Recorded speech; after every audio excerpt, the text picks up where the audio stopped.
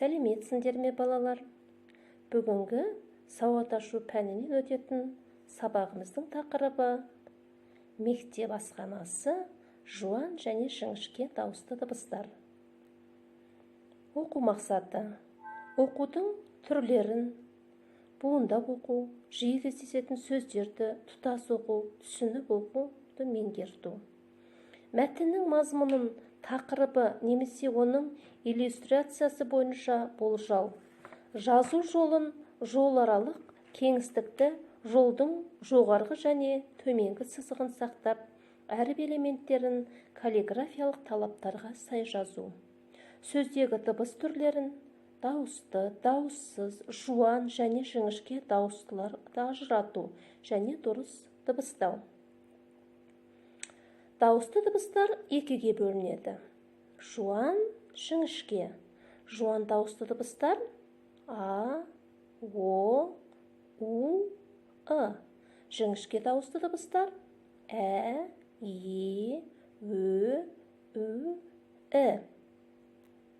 Ал енді балалар, кітабымыздың 13-ші бетінде бірінші жаттығуда мектеп асханасы мәтіні беріліпті. Қане мәтінмен танысайық. Мынау мектеп асханасы. Асхана кең, жарық әрі таза.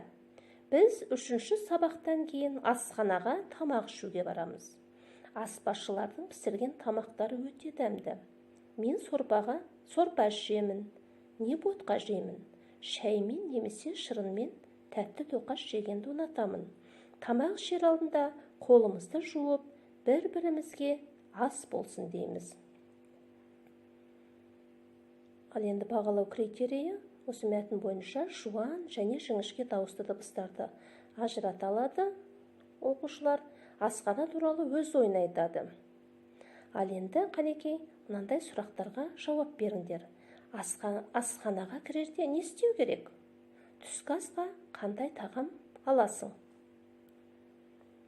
Ал енді осы мәтіннің бірінші сөйлеміндегі сөздерден дауысты дыбыстарды табыңдар.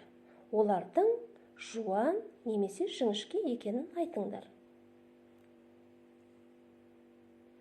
Ал енді орындап болсақ, екінші жаттығу көркем жаз. Яғни дәптерімізге осы екінші жаттығуды әдемілеп, көркем етіп жазамыз.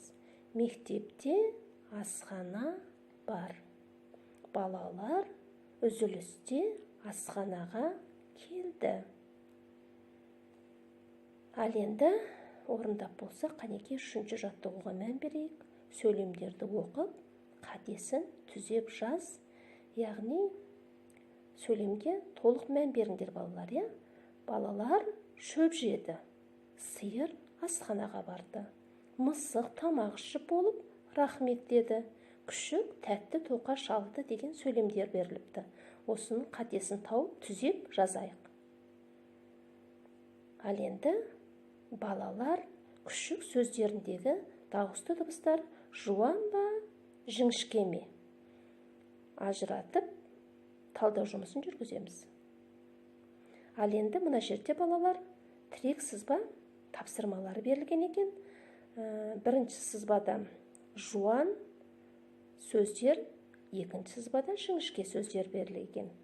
Мысал үшін, мына жердегі сөздер дыбыстарға мән беріп, осыдан сөздер шығарайық.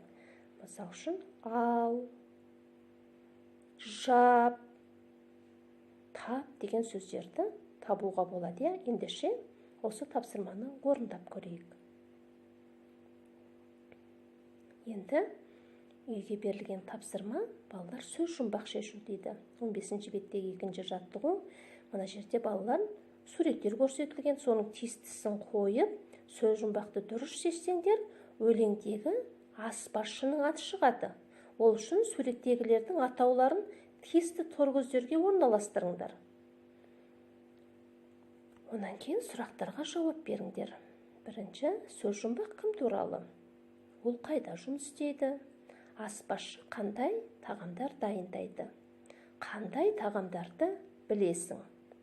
Ал енді сабақты қорытындылау мақсатында мына видеоға назар аударайық. Қайталайық. Жуан және жіңішке жұп дауыстылар.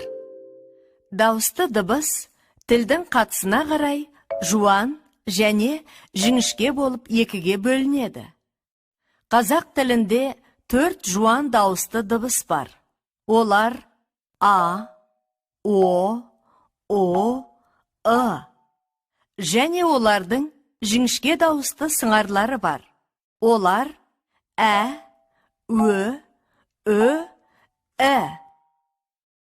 Мысалы, жуан дауысты дыбыстары бар сөздер: арыстан, орындық, ұшақ, ыдыс. Жіңішке дауысты дыбыстары бар сөздер: әтеш, өшіргіш, үкі, ілгіш.